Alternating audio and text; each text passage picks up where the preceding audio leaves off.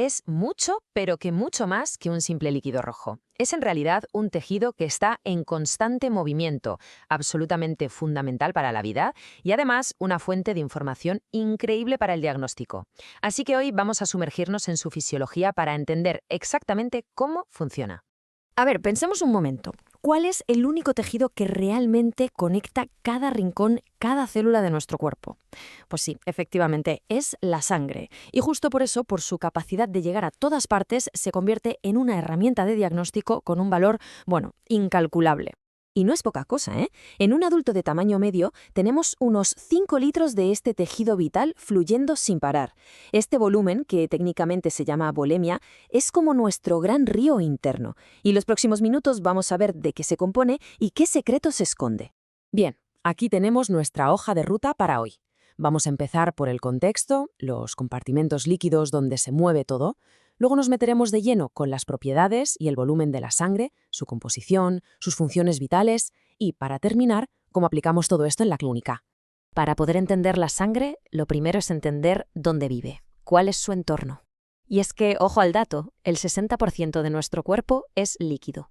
Pero claro, no es una piscina sin más, sino que está todo perfectamente organizado en compartimentos muy específicos.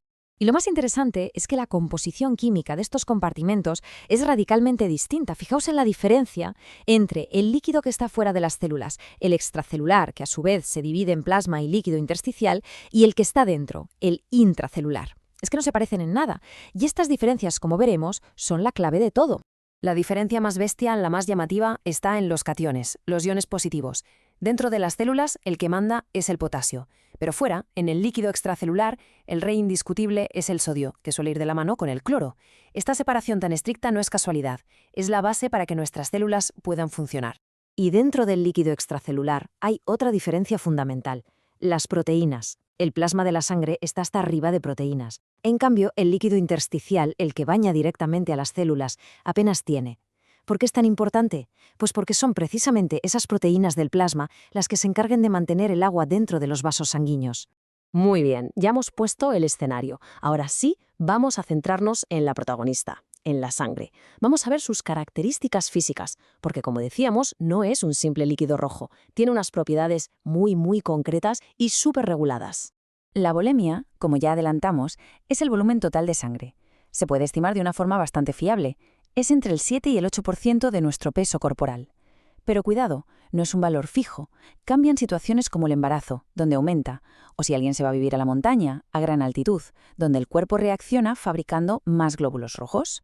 Y sus propiedades físicas son súper definidas. El color, por ejemplo, cambia según el oxígeno que lleve. Es rojo brillante en las arterias y se vuelve más oscuro en las venas. El sabor salado viene del cloruro sódico y ese olor metálico tan característico del hierro. Además, su temperatura normal es de 38 grados, un poquito más que el resto del cuerpo, y es unas 4 veces más viscosa, más densa que el agua. Y aquí llegamos a un punto absolutamente crítico, el pH. Se mantiene en un rango súper estrecho, ligeramente básico. Y tiene que ser así de forma muy estricta porque todas y cada una de las reacciones químicas de nuestro cuerpo dependen de que ese pH sea el correcto. Nuestro metabolismo, de hecho, genera ácidos constantemente, así que si no fuera por los sistemas de amortiguación de la sangre, los sistemas tampón, acabaríamos en acidosis en cuestión de minutos. Vale, pero ¿de qué está fecha la sangre exactamente? Bueno, pues podemos dividirla en dos grandes grupos de componentes, que aunque viajan siempre juntos, tienen funciones muy diferentes. A grandes rasgos, la sangre es un 55% de plasma, que es la parte líquida en la matriz, y un 45% de lo que llamamos elementos formes, que básicamente son las células, glóbulos rojos, glóbulos blancos y plaquetas. Y dentro de ese 45% de células tenemos a los glóbulos blancos, o leucocitos, que son nuestra primera línea de defensa. Pero ojo, no son todos iguales. Esta tabla nos muestra la distribución normal, lo que se conoce como la fórmula leucocitaria. La gran mayoría son neutrófilos, seguidos de los linfocitos. Cualquier cambio en estos porcentajes es una pista diagnóstica de primer nivel para los médicos. Ya sabemos de qué está hecha. Ahora la pregunta del millón es: ¿para qué sirve todo esto? Pues las funciones de la sangre son tan variadas como imprescindibles para que sigamos vivos. Para simplificar, podemos agrupar todas sus tareas en 3 grandes bloques. Primero, transporte. Es como un servicio de mensajería que lleva oxígeno, nutrientes y hormonas a todas partes, y de vuelta se trae los desechos. Segundo, regulación. Mantiene la homeostasis, o sea, el equilibrio interno de pH, temperatura, líquidos, todo en orden. Y tercero, protección. Nos defiende de invasores con anticuerpos y células inmunes, y además evita que nos desangremos gracias a la coagulación. Y dentro de la regulación hay un concepto que es vital: la presión oncótica. Esas proteínas del plasma de las que hablábamos actúan como si fueran una esponja molecular. Atraen el agua y la mantienen dentro de los capilares. Si esta presión falla, por ejemplo, si hay pocas proteínas, el líquido se escapa a los tejidos y es cuando aparecen los edemas. Y llegamos a la parte final. Vamos a ver una aplicación práctica de toda esta fisiología. Porque un simple análisis de sangre es literalmente una ventana a la salud de todo el organismo. Y uno de los parámetros básicos que se mira siempre es el hematocrito.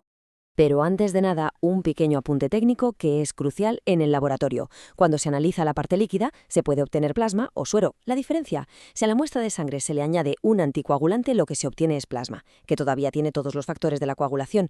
Si por el contrario se deja que la sangre coagule, el líquido que sobra es el suero, que ya no tiene esos factores porque se han gastado para formar el coágulo. Bien, ¿y qué es el hematocrito? Pues es muy sencillo. Es el porcentaje del volumen total de la sangre que está ocupado por los glóbulos rojos, ni más ni menos. Es una medida directa de cuántas de estas células transportadoras de oxígeno tenemos. El valor que se considera normal está en torno al 45%, aunque varía un poco entre hombres y mujeres. Si este valor está bajo, puede ser un signo de anemia. Si está demasiado alto, hablamos de una policitemia. Y aquí está el verdadero peligro de un hematocrito alto. El tema es que el aumento de la viscosidad de la sangre no es lineal, sino exponencial. Esto significa que a partir de cierto punto, la sangre se vuelve espesa muy deprisa, le cuesta mucho más fluir por los vasos y eso dispara de forma dramática el riesgo de que se formen trombos. Pero el análisis no termina en el hematocrito claro. Hay otros índices, como el volumen corpuscular medio, o VCM, que nos dan muchísima más información.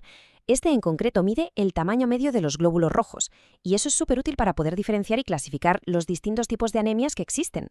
Y para terminar, os dejo con esta reflexión. Si la sangre es un tejido, como hemos visto, al ser líquido y estar en contacto con absolutamente todo el organismo, ¿no es acaso el único tejido que nos puede dar una visión tan completa, tan global de nuestro estado de salud? Es, en definitiva,